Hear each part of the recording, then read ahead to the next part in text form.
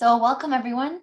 I'm joined today with Christy Pagnuti, Program Manager at Ontario Justice Education Network, as you know, OJEN, who will be assisting in today's webinar. And my name is Hannah Kaploon. I am the Bilingual Project Coordinator at the Public Legal Education Association of Canada, otherwise known as PLEAC. Just as a little note, we are a national nonprofit organization that supports communication and cooperation between individuals and groups interested in public legal education. I work very closely with the lovely group at OJEN who is hosting this wonderful SLI webinar series. And as a paralegal myself, I am very happy to be joining for today's webinar titled, So You Want to Be a Paralegal Exploring Careers in Law. So thank you to everyone for joining us today. Before we jump in, I do have just a few other housekeeping items. First off, any links or resources mentioned today will be posted in the chat, so keep an eye out there. If you have any questions or comments, please feel free to use the chat or Q&A function below. You can do that, save them for the end, or please feel free to chat, submit your questions throughout the webinar as well, if anything comes to mind. And the presentation today is being recorded and it will be posted on the website, including today's PowerPoint as well. So I would also like to acknowledge the land I and others are joining us today are on, and it's the traditional territory of the Mississaugas of the Credit, the Anishinaabe, the Chippewa, the Haudenosaunee, the Hurons, and the Wendat peoples. I also acknowledge that Toronto is covered by Treaty 13 with the Mississaugas of the Credit. Those licensed as legal practitioners here recognize that First Nation, Métis, and Inuit peoples may face unique access to justice challenges. So acknowledging traditional Indigenous territories is only one way to recognize contemporary and historical Indigenous presence and land rights.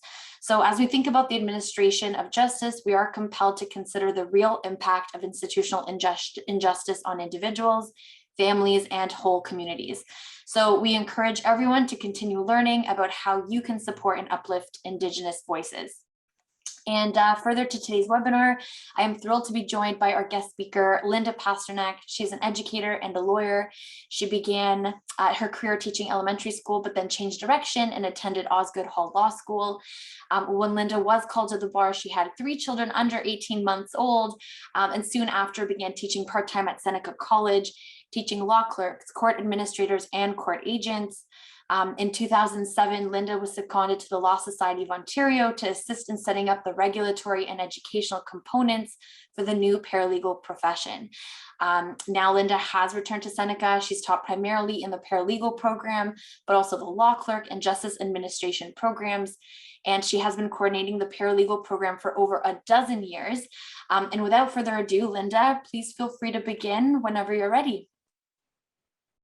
Thank you, Hannah. Hello, everybody. I don't know how many of you are out there.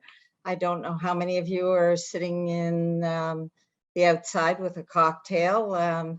So hopefully you'll find some of this of interest because I truly believe that the students in high school are the future and who we have to reach. So I want to talk a little bit about paralegals, and I also want to talk about justice administrators and law clerks and the other kinds of legal support services that maybe you can guide your students to looking at when they graduate from high school. So first of all, you need to know that in Canada, there's only one province that has licensed paralegals. And this scheme has been in effect since 2007, when the Attorney General, Michael Bryant at the time, asked the Law Society to regulate paralegals, which they eventually did agree to. So paralegals were regulated by the Law Society of Ontario. You might have heard it known as the Law Society of Upper Canada, but the name changed several years ago. So the Law Society of Ontario took on this task, and basically the Law Society now governs the 2 legal professions in Ontario, lawyers and paralegals. And much like lawyers, the Law Society has designed a scheme which includes regulation, bylaws, guidelines, licensing. It set aside exactly what a paralegal should do, and it's quite similar to what a lawyer has to do. They also set up education, and that's what I've primarily been involved with. When we talk about the education of paralegals, we talked about paralegals going to college, and the Law Society has made a decision of what colleges can be accredited by the Law Society. And they set up a very detailed scheme about a college applying to be accredited, which includes who the faculty are. It includes the number of students, the courses, the learning outcomes for those courses, and like any bureaucracy, lots and lots of rules and directives to follow. So in Ontario, there's about a dozen community colleges that are accredited by the Law Society to educate paralegals. And there are a certain number of private career colleges that are also accredited. All the colleges have to undergo a detailed process, which includes binders and binders. Well, I guess today it's USBs, full of information, pay a fee, get accredited, and then every 5 years go through an audit process. Or if there's any changes in between this 5-year period, they have to undergo an auditing process, much like, any other kind of audit where everybody scrambles to make sure everything has been done properly. And then they interview faculty, they interview students to make sure that the individual college is performing as required. So like you guys have, gone through in the past year and a half, the colleges had to switch to online learning, and you guys are the absolute best. I basically teach young adults, beyond 17-year-old, up to, I think my oldest student was 75.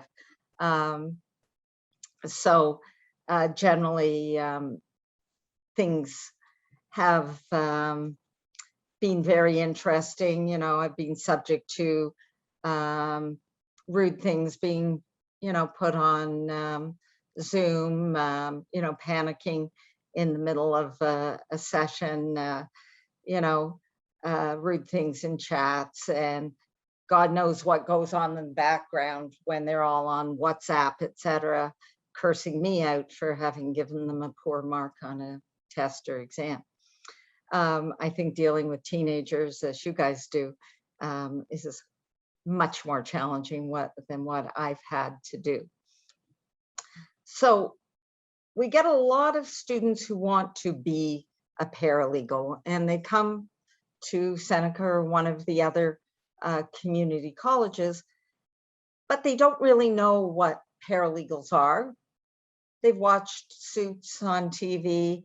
If you're older like myself, LA Law, that kind of thing. But essentially, they've watched a little too much American television. So if you remember a minute ago, I said that Ontario is the only jurisdiction in Canada that has accredited paralegals that can be licensed to perform certain tasks. So anybody who wishes to become a licensed paralegal in Ontario will go to a community college. If they already have a university degree, it will be a 12-month program. If they are coming right out of high school, it will be a 2-year program. So they would start in September, finish at the end of April, have the summer off, start in September, and then finish in April. And because they're coming out of high school, they will, in addition to the legal subjects, the professional subjects, as we call them, they will also be required to take English and general education subjects.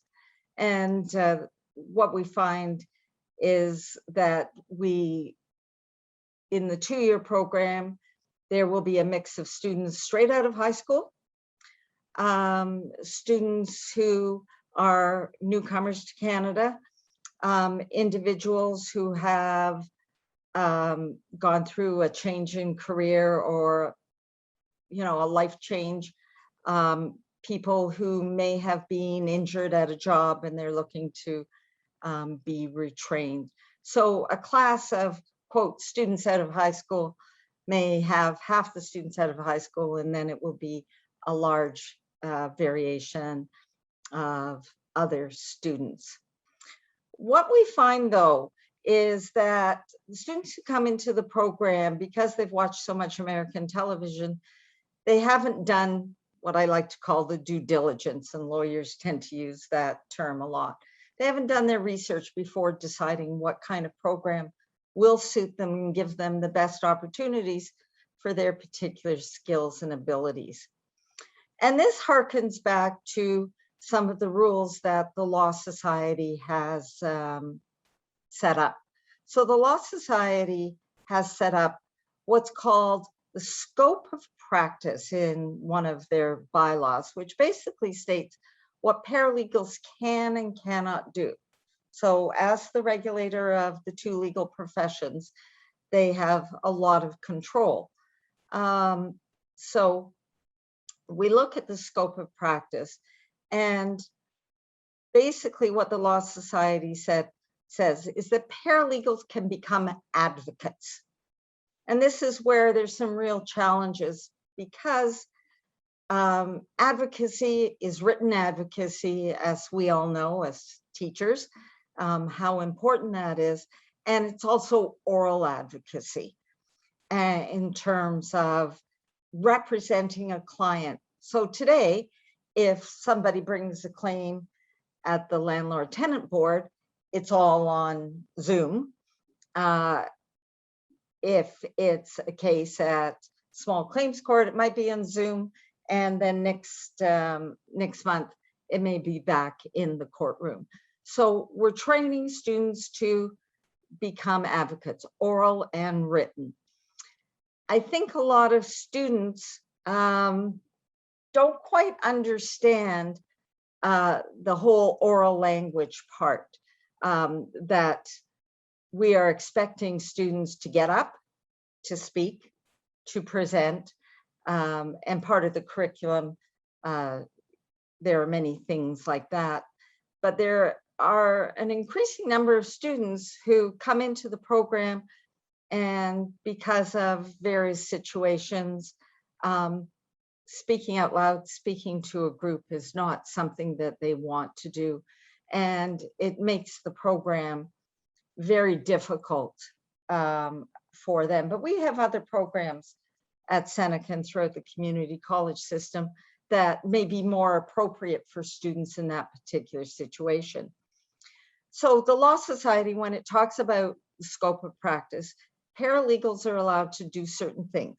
So they're allowed to be advocates at the small claims court, which now has a monetary jurisdiction of $30,000, which makes it a situation where a plaintiff who's making a claim against a defendant, we're looking at a substantive amount of money. And in today's atmosphere, a paralegal may be against a lawyer in that particular situation. And I certainly know many paralegals that do better than the lawyers in those kinds of situations. So we have small claims court. We also have landlord and tenant board, which is a very popular area of advocacy. And one of the things that one always has to remember when you're being an advocate is one day you may be making an application as a tenant, and the next day you may be making an application as a landlord. So that ability to see both sides of a situation is very, very important. In addition to the landlord-tenant board, there are literally dozens and dozens of tribunals and agencies, both provincial and federal, that paralegals can practice at and either defend a client or advocate on behalf of a client. We've got things like the Human Rights Tribunal, Workplace Safety and Insurance Board, the Social Benefits Tribunal. So there are numerous tribunals that paralegals can represent clients at and be very successful. One of the things that has happened recently and was basically put on hold because of the pandemic is some of the boards, their nature has changed recently. And so, for example, the Criminal Injuries Compensation Board, which was a very good thing for paralegals to practice in, it's much more difficult now because it's all paper-based. It used to be that you could take a client who had suffered because of some particular abuse or a criminal action, and then they would make submissions, both oral and written, to the board members and hopefully receive a certain amount of money. And it's much more difficult now because it is all written advocacy. I think the current Conservative government has been looking at narrowing the number of boards and tribunals. The License Appeal Tribunal, which is the tribunal people go to if they are fighting their insurance company because they have been injured in, say, a car accident, and they are allowed certain what's called accident benefits for a certain amount of time. And the tribunals, again, are mostly paper-based and less oral based. So these are good places for paralegals to represent clients for. Paralegals can do minor criminal matters that are where the penalty is under $5,000 and or 18 months, or sorry, excuse me, 6 months imprisonment. However, because many people who are charged with a criminal offense are, doing a break and enter to get money, usually there are lawyers who are able to do criminal matters because they can get legal aid. And so it's not a huge area for paralegals, but it certainly is an area that paralegals can get involved in. And usually if a paralegal wants to work in this area, they also may pair it up with provincial offenses. So any of us that drive, we certainly know that, you could get stopped by the police at any time, any place, and charged for various things that we may think are minor, but the Provincial Offences Act sets out, everything from speeding to careless driving to dangerous driving to distracted driving, which is a big one. And a lot of paralegals will go into that area of practice to represent clients at in provincial offenses court. And this is where you see the larger organizations such as ex-coppers or points, where they originally started practice because they were police officers, and then they retired early, and then they would start to represent clients. We've had less police officers come into our program lately because they don't want to do a 2-year or a 1-year program. They coming back to school full time may be something that they don't choose to do. And the Law Society, where it has grandparented various groups of individuals in the past, has been very reluctant to do so anymore. So going back to school to get your paralegal diploma is essential. Also, another interesting thing is in immigration. So as far as immigration goes, paralegals can do refugee work. They can make appearances at the Immigration Refugee Board.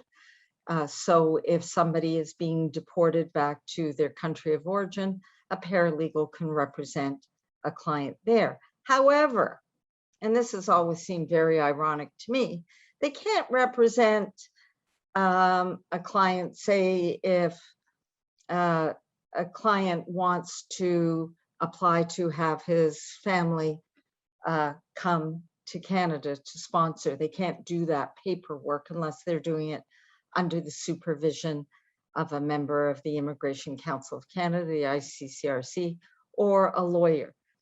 So they can't prepare those documents if somebody wants their aunt to come for a wedding or somebody to come for a baptism of a child. That can only be done by a lawyer or a member of the Immigration Council of Canada. But they can represent somebody at the Immigration Refugee Board, where if they make an error in their submissions, oral or written, that person can be deported back to the country of origin and suffer untold horrors and torture. So it's never sort of made sense to me, but nobody asked me, or they've asked me and have ignored me. One of the areas that paralegals can be very involved in is employment law. And today, particularly because of the pandemic, there is a lot of employment law that both common law and under the Employment Standards Act, Workplace Safety and Insurance Appeals Tribunal, etc. So that is an area that is very lucrative for some paralegals. So that's basically the scope of practice. So you can see everything I've said, you know, criminal, provincial offenses, small claims court, landlord and tenant, advocacy, either for the plaintiff or the defendant in a civil case, or the applicant and respondent at a board. So this is what advocacy is about, or assisting a client in preparing for a trial, drafting the statement of claim, drafting the statement of defense.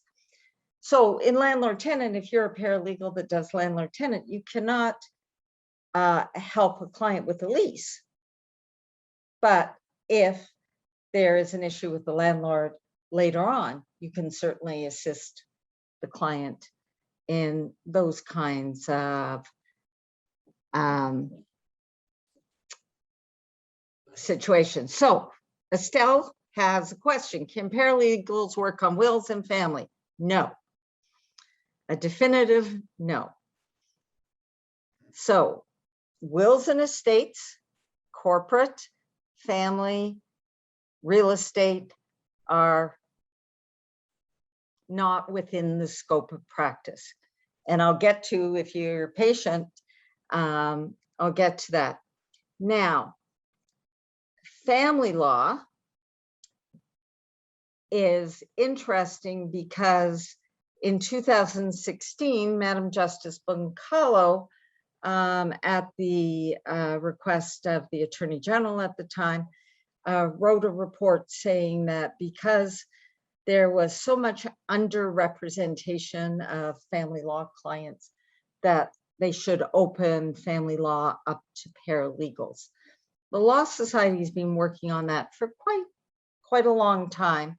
And there was a call for proposals of, I think it was about a year ago, about if there were to be non-lawyers working in the family area, what would that look like? What would their scope of practice, what kind of education, etc.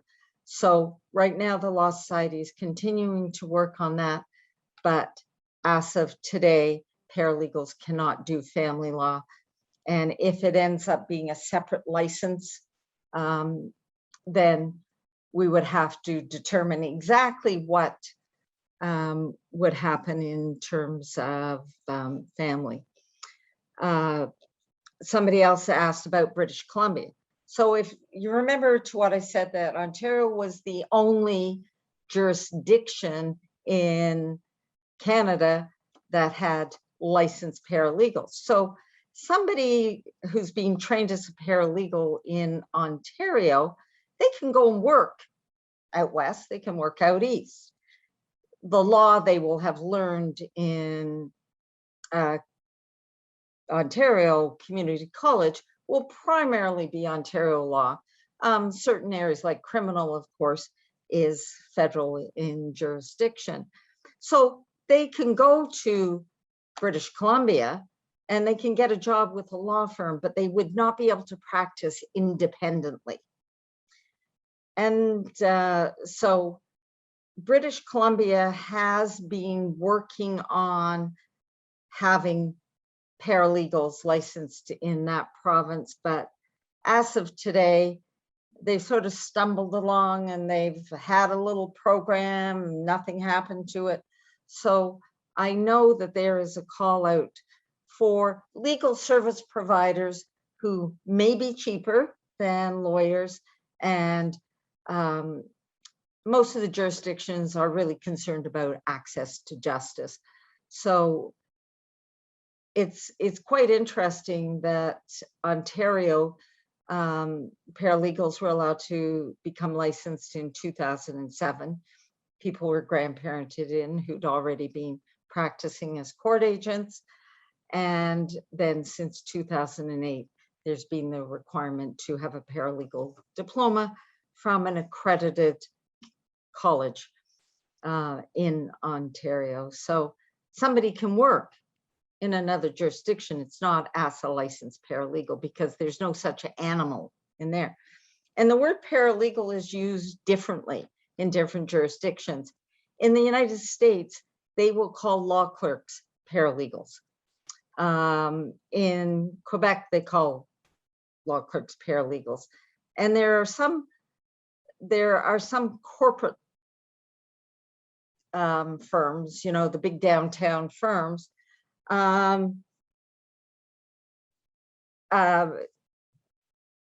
It will basically, the paralegals will, I'm just trying to catch, I read a question coming in, so I sort of lost my train of thought. So paralegals in the corporate world, because they deal with the US and because they deal with other settings, they are going to essentially be law clerks, even though they're called paralegals. But in Ontario, when we talk about paralegals, we're talking about individuals who are licensed by the Law Society. And I got distracted because somebody brought up that they're going to be going to Sheridan for the paralegal program, and because it's online. The Law Society has said to all colleges in the province of Ontario that starting this September, classes have to be in person. So some of the colleges will be in person. Some of the colleges will be having certain courses in person. At Seneca College, for example, final exams in December will be online, but then in January, all the classes will be in person.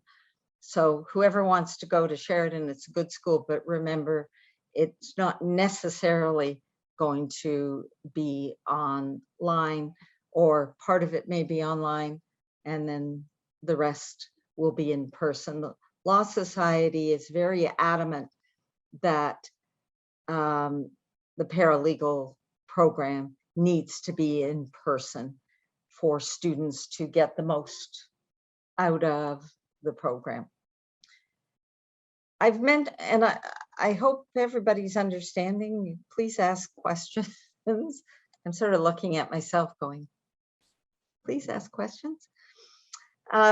So I'm using the term independent paralegal. So the primary purpose of the paralegal program in any college is to train individuals to start their own businesses, to be independent, to be entrepreneurial, to start their own business representing these clients within the scope of practice. So like lawyers start their own practice representing clients, either general basis. So those of you that live in small town Ontario, you know there will be a lawyer that will do wills and estates, they'll do real estate, they'll do corporate, they'll do criminal, they'll do small claims court, they'll do everything. They're general practitioners.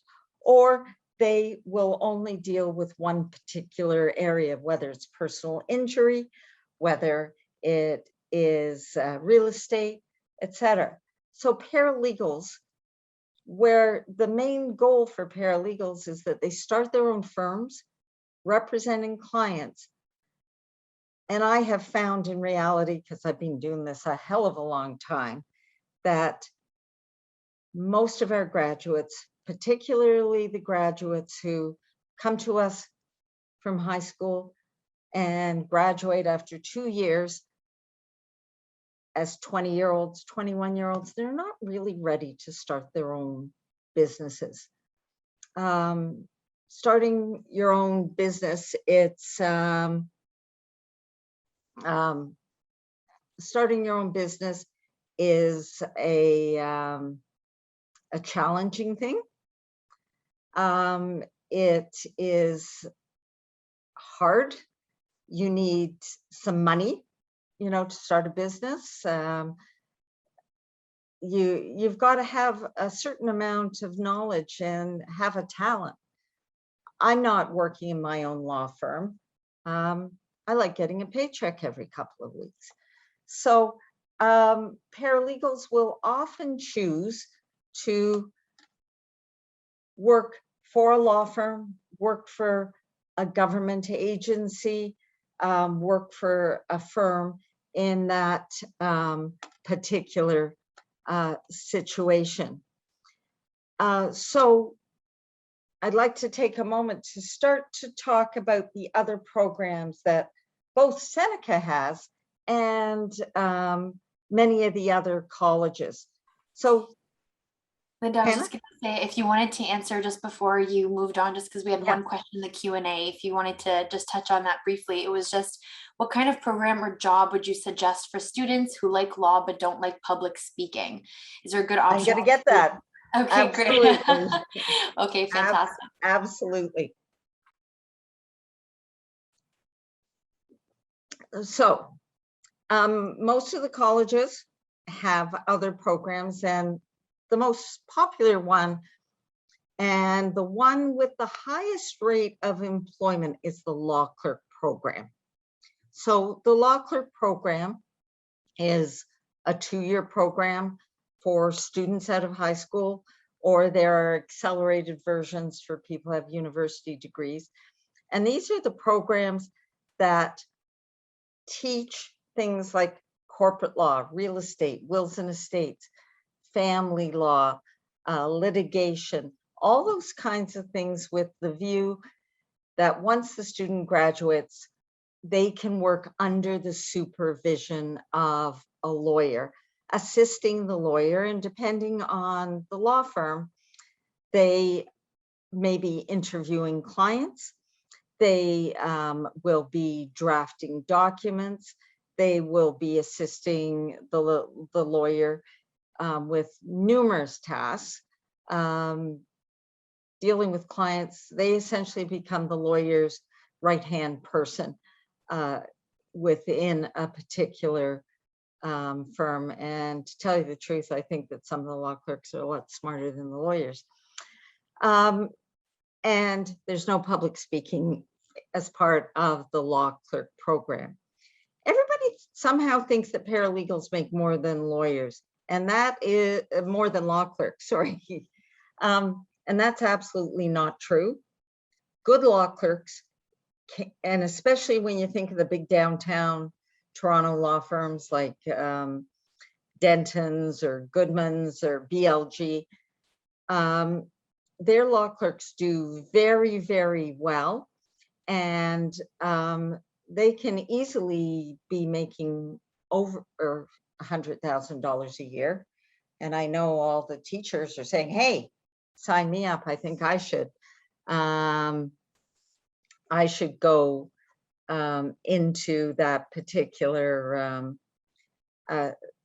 situation and become a law clerk. Law clerks are not licensed.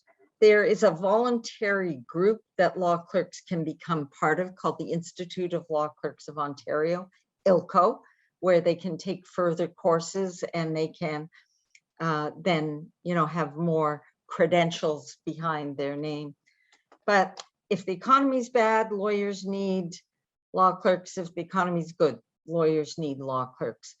So it is a profession where students can do really, really well. Whereas paralegals, if you're trying to run your own business, it's hard. I'm not saying that you can't do well, but it's much more difficult and it's harder to get a job. And the reason it's harder to get a job is that you will find lawyers know that paralegals can do some of the same tasks that they can. And they're a little bit afraid if a new paralegal comes into the firm, gets trained, and then they will use all that training and start their own business. So there's a little bit of feeling about that particular situation where they won't hire a paralegal as much as a law clerk. So lawyers that do things like personal injury, they will hire paralegals. Immigration lawyers will hire paralegals, some general firms. But if somebody's doing real estate, corporate, wills and estates, and family, they're going to hire a law clerk because the law clerks already had the initial training in school. And it's not to say that a paralegal can't be trained in that area. It's to say that they don't have those skills coming out of college immediately in that particular situation. So the law clerk program traditionally has the highest rate of employment of any program within the legal field. And then there's, as far as I know, there's two colleges that offer other programs. One is in, I think, Centennial College. They have a court certificate program, and Seneca's got something called a Justice Administration Diploma program. So Justice Administration, and this is a program that has not tended to be popular because people don't know about it. It's unique. It trains students to work within the court system itself. So to work right in the courtroom as a court clerk. And somebody mentioned something about oral language. Well, the court clerk will have a little bit of public speaking. So they will have to swear in a witness to tell the truth, the whole truth, and nothing but the truth. They may have to say, all rise when the judge or the justice of the peace walks in the courtroom. And if somebody is misbehaving in a court, then they may have to ask somebody to, if somebody is talking or talking on their phone, they may have to ask, somebody within the courtroom to, be quiet. But they are assisting the judges, and then the administration of justice, they can be registrars, client service representatives. So when we're talking about courts, if you think about the various jurisdictions, so provincial court and provincial courts, municipal courts, and then there's the federal court system. So somebody just popped up about French. If you have French, you are golden. They're always wanting client service representatives if they are bilingual. Having any extra language, as you know, is a terrific thing to have, but French, of course, is the one that's golden, whether you're in any level of court. I had a student a couple of years ago was working for a tribunal, and she was bilingual, and they had layoffs.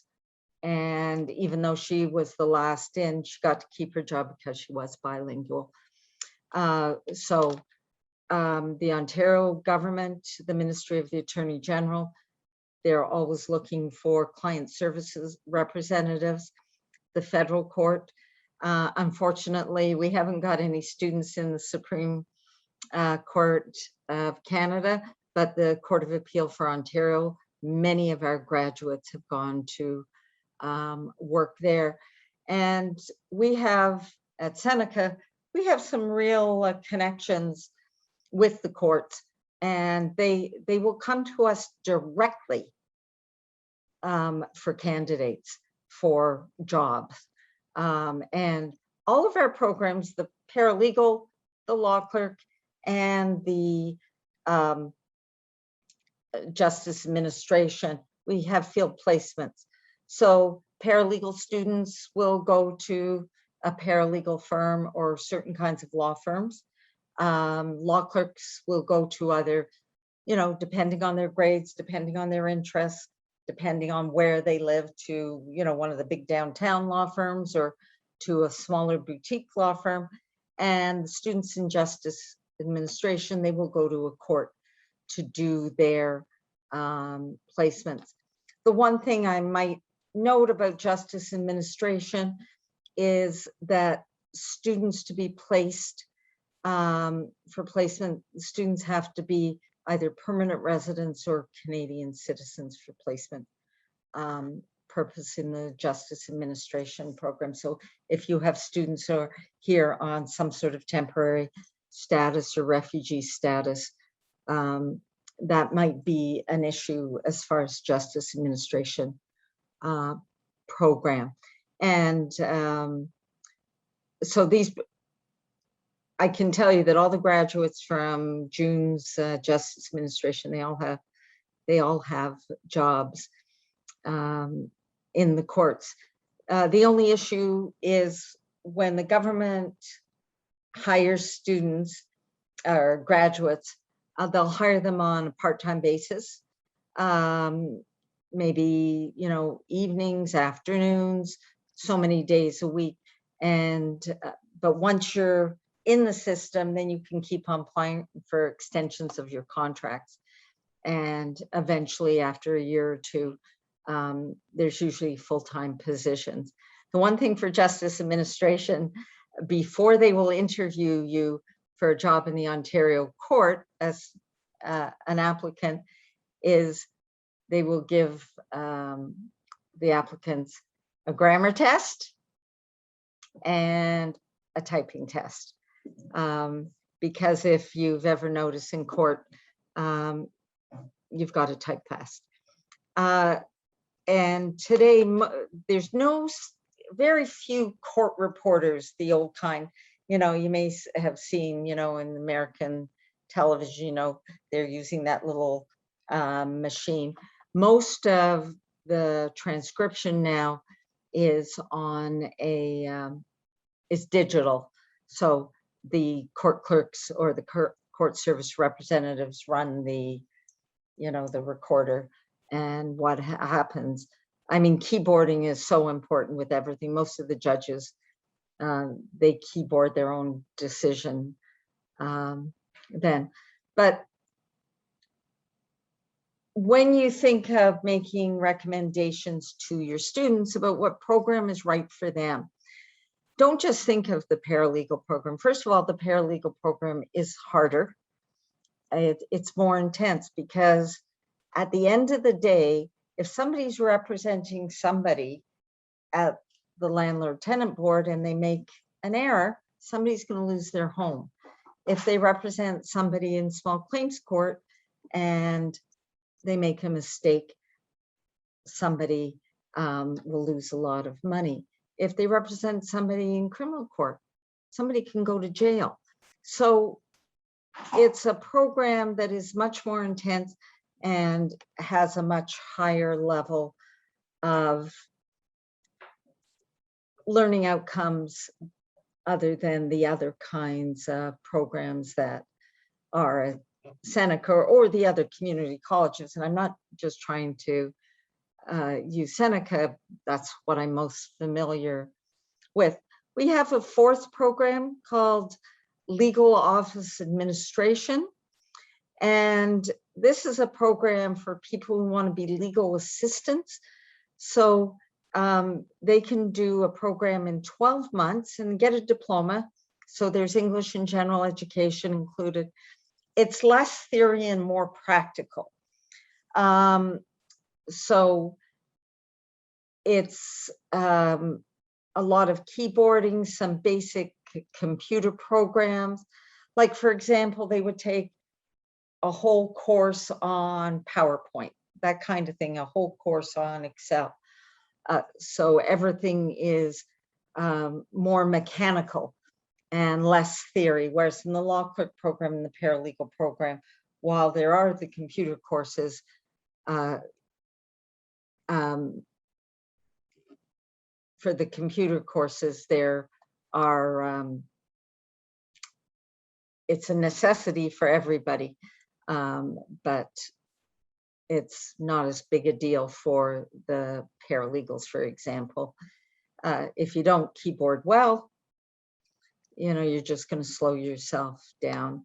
As I said, all the judges are now doing keyboarding. The monetary jurisdiction for small claims court, Hannah, help me, it's 30,000, right? Is it 35,000? So excuse me, yeah, I got that wrong, 35,000. Thank you, good pickup, somebody. Yeah, 35,000. So that's a lot of money if you're representing somebody in small claims court. So you've got to know what you're doing.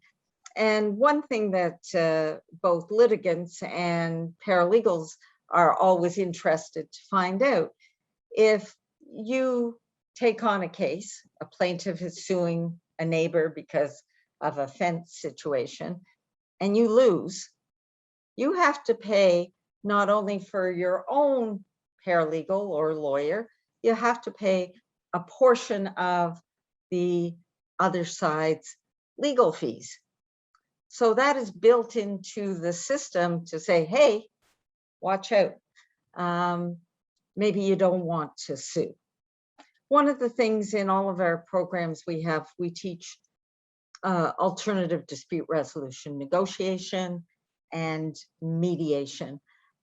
So the courts legislation is very big on these kinds of things right now, and I think it's important for all of us to know these kinds of things. Hannah, have I managed to talk too long?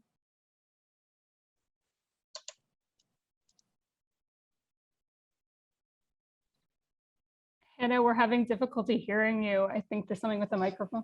Oh, sorry about that. Can you hear me No now? problem. We can hear you okay. now. Okay, great. I mean, we are in this far with Zoom, and there's still going to be technical difficulties, of course, this far. Thanks. Sorry for that. No, but I was just going to say, Linda, no, your timing has been great. I just wanted to jump in with a quick question. It was sort of related to what you were just talking about, something similar anyways, but what is the best educational path for someone that already has their paralegal certificate, but whose goal is to become a paralegal supervisor or manager? What does that career path look like? I don't know. I don't know if there's any paralegal supervisor or manager. I don't know if that's a job. If you have a firm, you certainly can have other paralegals working under you, and they would be called a junior paralegal. But we wouldn't use the normal, the law's got its own terminology. So you wouldn't be called a paralegal supervisor. It may be a senior paralegal, a junior paralegal, or if it's your own firm. What's very interesting today is that some of the law firms are now having paralegals as partners within those law firms. There's some very excellent paralegals. And if you are running your own paralegal firm, you also have to, part of your licensing as a paralegal is you've got to pay fees to the Law Society every year. It's about $600 a year. Plus you have to carry errors and omission insurance in case you make a mistake. You have insurance. So those are added costs to also running a business or working under another paralegal. Does that answer the question? No, I think that's fantastic. I think that's great. And I think there was just one other question here that was similar, sort of to the Q&A question that Linda, you answered just a little bit before in terms of the public speaking, but newly licensed paralegals may be hesitant to appear in court. Are there any suggestions or tips for students holding themselves back from the program due to the one fear relating to sort of the public speaking portion? It's quite amazing, you know, the fear of public speaking and the fear of snakes are about equal, and it's a challenge we have, and we will do our best. You know, we'll start students off slowly and then move up to, you know, when we eventually have our mock trials, you know, we go to a real court and have mock trials with justice of the peace, etc. But I've certainly had students who are paralyzed by public speaking and, you know, anxiety, even though, you know, we'll let them sit down, you know, hold on to something. The first time I was in court, I was shaking and, you know, I rushed to the bathroom to throw up after. You know, it's something you've got to work on. But if somebody has, you know, it can be a real problem for them completing the program. And that's why it may be better for them to really look at something like law clerk or justice administration as an alternative. And all of our programs, once you finish one, you can go on to another program. And, you know, you can go on to another, and in 3 years, you can get 2 diplomas. We've got, all the colleges have pathways with various universities. If you get a B, then you can go on to university, second year of university. And we have somebody who's going to be teaching for us this fall. She was a law clerk student, then took paralegal, then went to York University, graduated, then went to law school and is a lawyer and has been practicing for a number of years and is going to come and teach. So there's lots of ways to get to the same place. Somebody said, how does somebody who's got some courses? It depends what school you went to. Your best bet would be to contact that school. It depends how long ago. So for example, at Seneca, we wouldn't recognize any courses taken before 2015 because of our Law Society agreement, which says what we can and cannot do, and also the law changes. Those of you that teach the law, you know that immigration law last week is not the same as immigration law next week, or criminal, that it's moving. So it depends when you took the courses and what school you took the courses with. So get back to that school. That's great. I mean, we have a few minutes left, so let's just take a look here. We have actually a few more in the Q&A. So do paralegals have to do professional development after they are licensed? Who offers it, and is there an association? Thank you. Yes, just like lawyers, paralegals have to do continuing professional development. Part of that professional development can be in areas, so subject matter areas, but part of it also has to be in ethics and professionalism. So the Law Society offers programs, other groups offer programs, but there's a group called the Ontario Paralegal Association, OPA. And if you're a member of OPA, which is a voluntary organization, you can get a lot of free continuing professional development. And also, like things like LinkedIn, you can find various programs through LinkedIn that are offered, but always make sure that any CPD is accredited by the Law Society. Awesome, that's great. And then we have another question here, which I think, Linda, you essentially answered already, but it was, are there good alternative careers for people who did a paralegal degree, excuse me, besides practicing? Well, we have students who get jobs in the court system, and they can move up through there. We have students who will get jobs in various government, or you know, even banks will have legal departments where they're doing small claims court.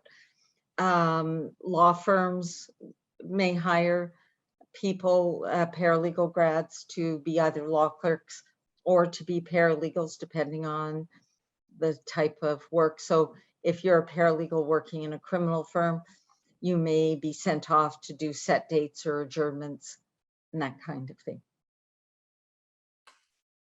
That's great. Okay, see, that's for the Q&A. We had some really great questions. Let me just take a look at the chat. I think that was sort of the last one, Linda, that you were able to sort of tack on. So I know we just have 2 minutes left, but the timing was fantastic. We had some great questions. I just want to say thank you, Linda, for this incredibly informative session. Thank you for everyone attending today as well.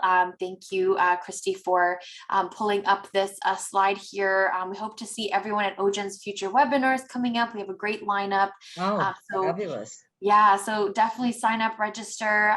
Even if you can only tune in for a little bit between meetings here and there, that's that's great, showing some support and learning something a little bit new here. But in addition, just a few sort of administrative things at the end here. We do have a survey that will be dropped into the chat for you to complete, but it'll also be emailed to you just to let us know how we're doing. We're seeing a lot of thank yous in the chat. Absolutely. Thank you so much. And of course, Linda has been so kind to share some flyers actually for the legal programs at Seneca. So mainly to show teachers what other programs are available in the legal field. And we have those, and we will be emailing those out as well. So thank you so much again, Linda. Obviously there's a lot of gratitude in the chat here, and I'm sure everyone had learned quite a bit today. So thank you, and everyone will sort of hear from us soon in an email with a few more links. But otherwise, enjoy the rest of your Monday, everybody.